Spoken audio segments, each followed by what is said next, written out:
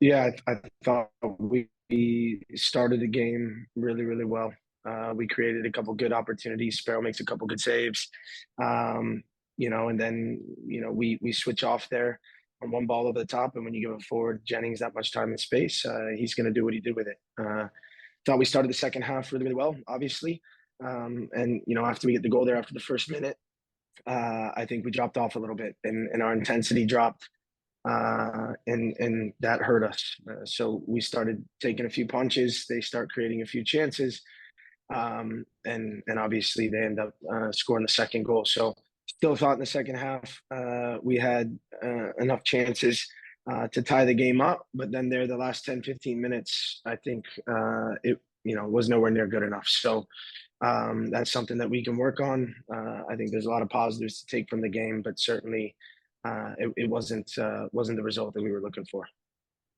Is it a game though that showed, I mean, they're right at the top every game, and I know Pittsburgh won tonight, but they had a chance to go in the first place. Is it at the same time, hey, you're right there, and in the Yeah, playoffs that you guys can be a yeah. force?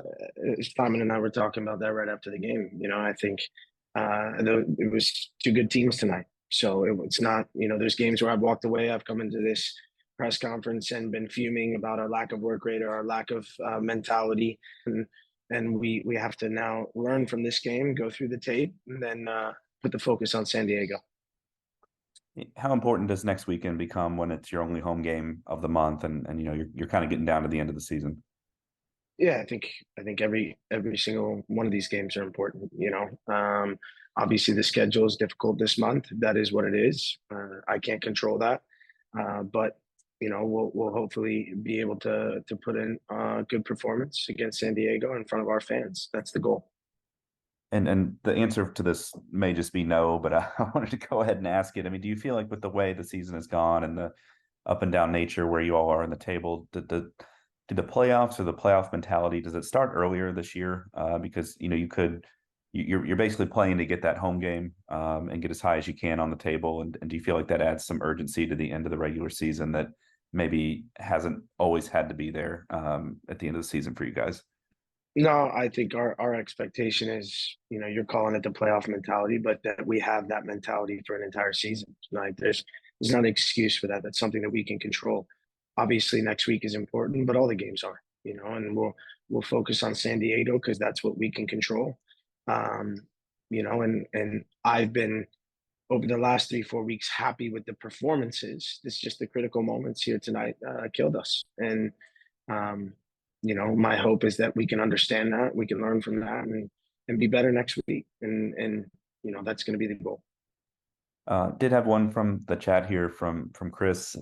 This was Paolo's 250th appearance in the USL Championship. He's only the seventh player in league history to get to that mark. Can you touch on, he's been in and out for you as of late, but right now is in, and just kind of where he is at this point in his career, and what he's meant from a leadership perspective for you guys. Yeah, he's extremely critical to what we want to do on a daily basis. If I were to talk about the one person that certainly embodies what the Louisville City culture is, he would be it. He's made his way back into the team over the last few weeks. And a big reason for that is because I felt we've lacked a little bit of leadership, and he's taken it and done a good job tonight.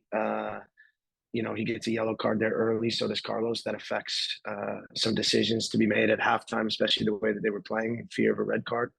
But he's got a lot to be proud of in what he's done up to this point. But he's certainly not somebody that is walking out of here with a smile on his face. His focus will be on the result, I guarantee it. And if just lastly, you can touch on a couple of personnel. Obviously, Oscar Jimenez was questionable coming in. I'm guessing he missed injury related, and then Cameron Lancaster. What is his status? Yeah, I mean, I think you saw I had to bring Niall on at right back tonight. We're struggling at the back physically with the injuries that we've had. There's no doubt about that. We go to Colorado last week, zero defenders on the bench. We come here this week, it's the same thing. You know, so OJ, we're not sure how long he's going to be out up to this point, but it certainly makes things a little bit more difficult in trying to, you know, find solutions when you have the injuries that we do. With Cameron, he's got a personal issue that he's dealing with, and I'm just here to support him. So he will not be in. He obviously wasn't involved tonight, and we'll see what that looks like here in the next few days.